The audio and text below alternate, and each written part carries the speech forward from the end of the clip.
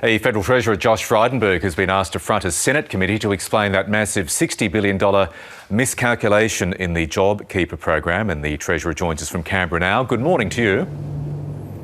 Nice to be with you, Michael. Your mea culpa session begins now. How could the government get this so wildly wrong? Well, two things have happened, Michael. The first is that Treasury, in the midst of the height of the pandemic here in Australia, forecast that 6.5 million Australians would be covered by the JobKeeper program at a cost of $130 billion. But as you know, we had great success in flattening out the curve, and we went from having a rise in the number of daily cases at 22% in the week leading up to the announcement of the JobKeeper program to now having 35 days straight where the number of new cases has increased by less than 0.5% per day.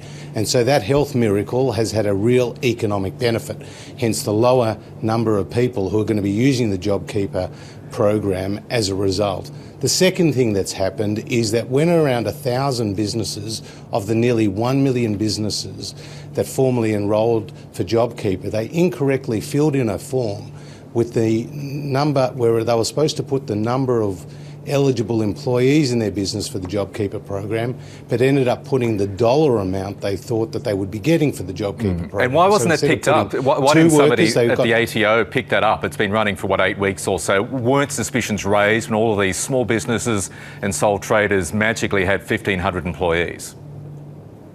Well, the ATO has explained that and apologised for that, because what they saw from about 1,000 businesses was that instead of putting the number 2, for example, in that box of eligible employees, they put 3,000.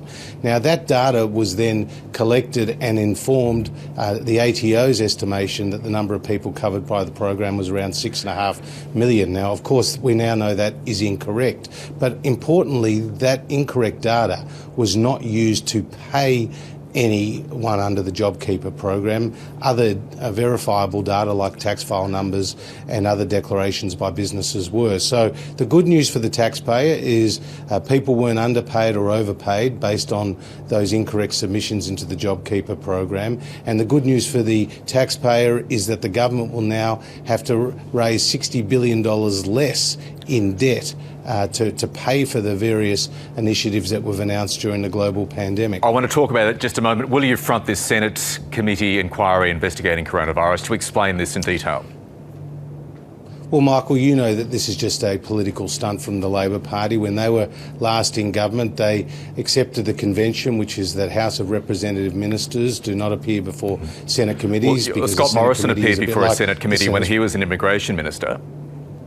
And Julia Gillard, Greg Combay, Peter Garrett, Kevin Rudd didn't appear before Senate committees. So this is just, again, a Labor stunt. Treasury officials, Senate ministers from the government go before those but the buck stops with you, Treasurer. Those estimate processes. The buck stops with you. Well, of course. And of course, I take responsibility for the estimates variation. I'm accountable in the House of Representatives for my department and for my portfolio, and will continue to do so. And I continue to have great confidence in the work that is done by my wonderful department. But you have to understand that we are facing a one-in-a-century pandemic, and the ability to forecast accurately the number of people that were taking up the JobKeeper program was inherently difficult, and that is something that the Labor Party knows full and well, but is obviously seeking to make a political forecast aside, one thing we do know is you have this $60 billion, as you say. You may not need to borrow it, but also on the other side of the coin, would you consider spending that money or giving that money to people who currently can't get the JobKeeper allowances, people like staff at universities, casuals, migrant workers? Well, we have said that we're not planning to make wholesale changes to the eligibility. Okay, so that's a no. So you're not expanding it. Well, we're got no plans to make wholesale changes to the eligibility criteria.